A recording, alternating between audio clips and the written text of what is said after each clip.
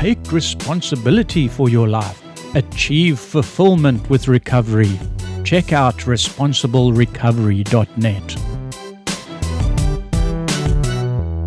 It sounds like you had sent yourself to, like, you knew you needed treatment, and then once you got to treatment, like, you had already set up a kind of relapse or reservation, if you will, by leaving some dope for yourself back home. I'm curious what that kind of switch was like. So when you were there and, like you said, obsessing over it, and then finally surrendered to recovery, and called your mom and told on yourself. I'm curious if you know what that turning point was. It was the people I met there for sure, because I knew if I went out and relapsed that there's a chance I could never see these guys again, and I wasn't willing to take that risk. And I'd even asked before I moved in here if I could go home for a week, and the guy at the camp who does the alumni stuff and gets people into SLEs was like, well, what's the point? He called me on my bullshit, because I was going to go get loaded for a week and then come here, and who knows what would have happened. I probably wouldn't have made it. Yeah, that's what I was going to say. Well, what's it been like for you since you moved in here? My life is great now. I know it sounds cliche, but it really is. I've accomplished every goal I set out in the camp. I got my job back with my company that I work for. I've got 97 days or 98 days clean today. My mom's proud of me.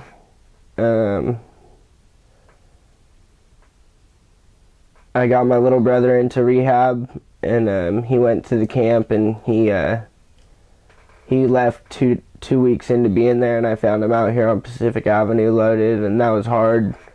But I've got through my little brother relapsing, my girl relapsing, and my best friend relapsing, and another friend from Concord that's out here relapsing, and I've made through all of those clean. So if I couldn't have done that without Narcotics Anonymous, for sure.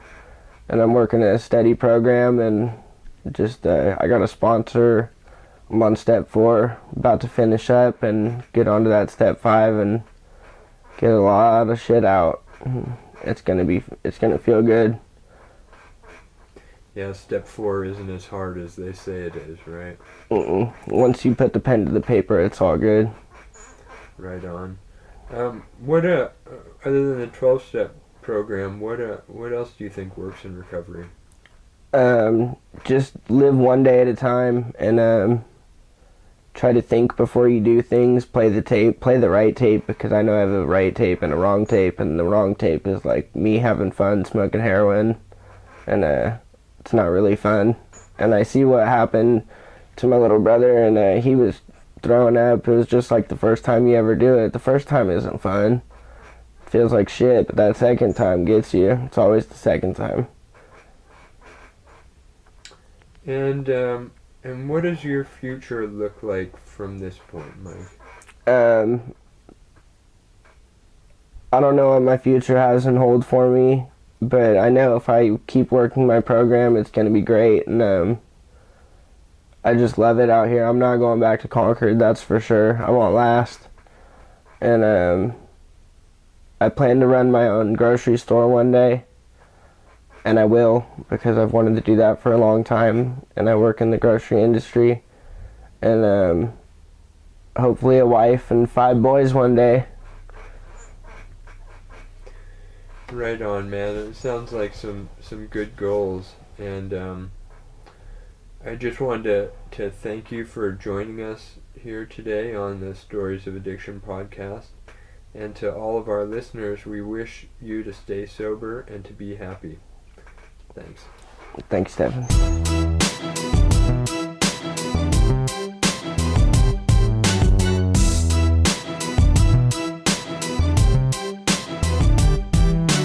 Take responsibility for your life. Achieve fulfillment with recovery. Check out responsiblerecovery.net.